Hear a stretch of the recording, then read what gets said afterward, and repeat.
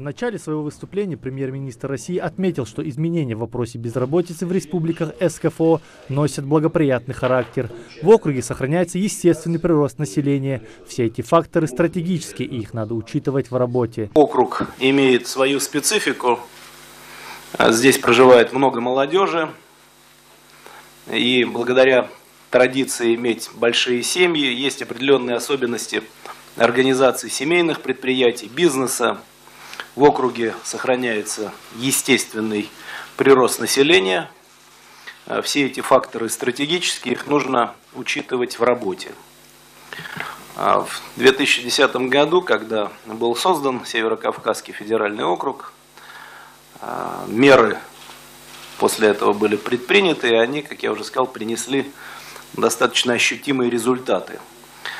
Напомню, что зарегистрированная безработица, это в среднем, снизилась практически втрое. Я имею в виду цифры по округу.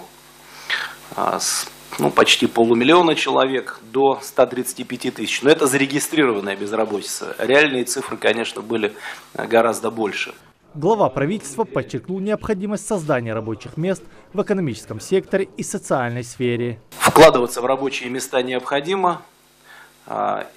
И имея в виду создание рабочих мест в реальном секторе экономики и в социальной сфере за счет ввода новых школ, детских садов, больниц и других социальных учреждений. Назову ряд ключевых проблем, которые требуют новых решений. Во-первых, система подготовки кадров в округе недостаточно сориентирована на реальные потребности экономики. Только половина выпускников среднего и высшего образования находит работу, опять же подчеркиваю, по среднему, хотя сейчас есть и благоприятные изменения.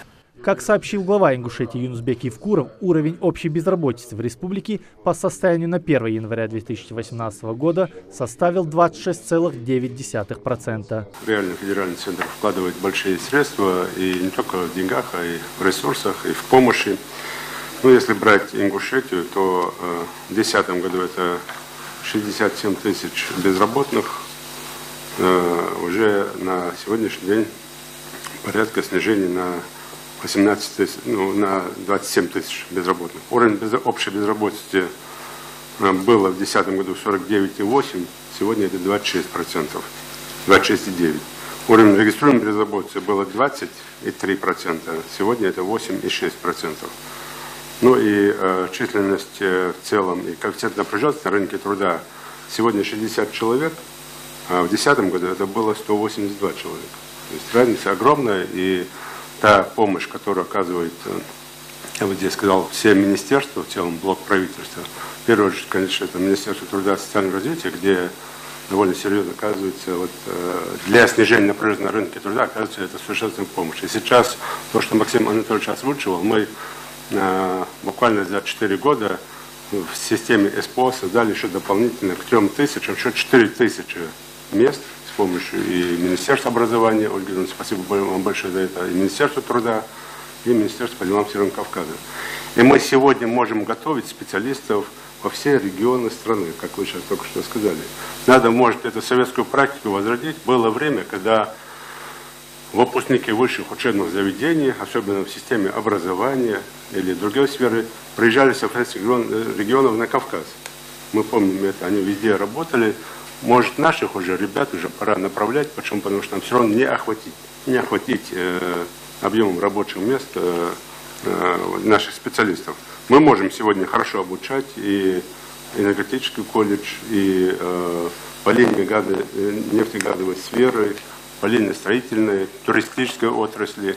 Поэтому мы готовы это все давать. Юнусбек Евкуров в ходе заседания предложил разработать для республики пилотный проект по снижению безработицы, поскольку в Ингушетии данная проблема стоит наиболее остро, а затем использовать этот опыт для реализации в других регионах Северокавказского федерального округа. Но все-таки Ингушетия сегодня является одним из единственных регионов, где больше всех безработицы, из-за того, что мы такую большую работу провели все равно.